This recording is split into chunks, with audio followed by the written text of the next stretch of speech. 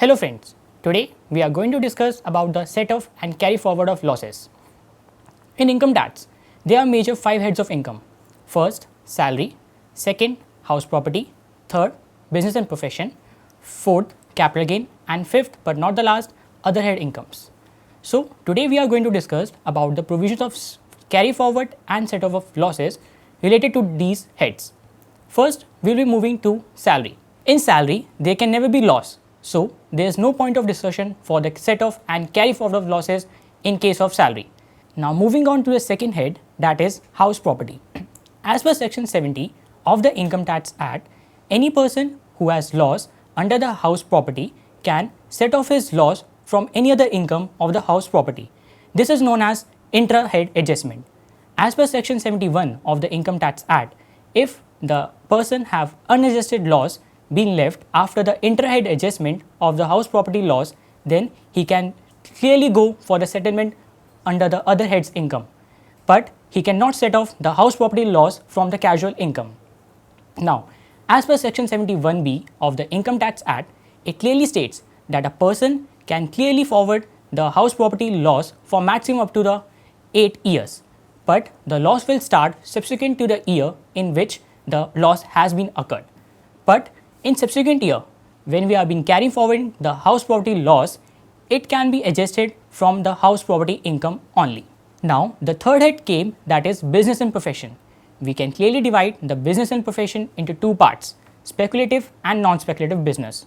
If we talk about the non-speculative business, section 70 of the Income Tax Act states that any person who has loss under the head business can clearly set off his loss from any other business income. As per section 71 of the Income Tax Act states that if a person have unadjusted loss left after the inter-head adjustment, then he can surely go for the inter-head adjustment, but he should not set off the loss from the casual income.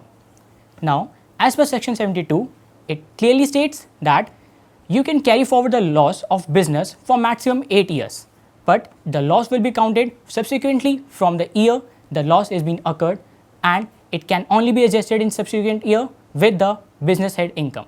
Now, if we talk about the speculative business, in layman language, we can simply define the speculative business income is any transaction or contract which is being entered for the buy or selling of the commodities, including the stocks, without the actual delivery of the commodity, including stocks.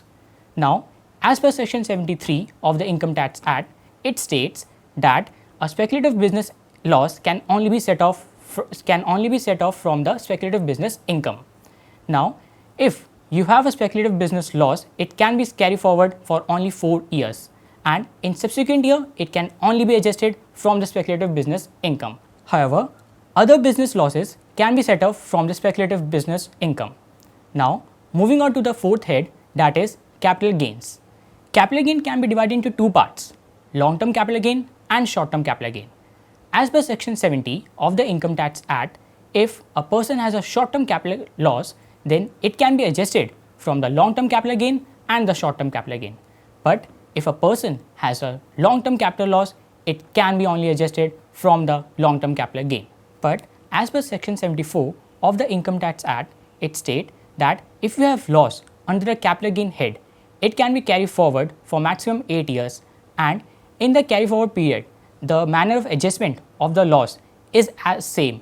That is, first, if you have a short-term capital loss, then it can be adjusted from both the long-term capital gain and the short-term capital gain.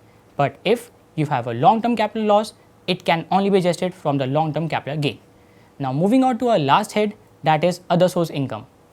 If you have loss under other heads or other head income, then such loss can only be adjusted from the other head's income, but there is no provision in it for the carry forward.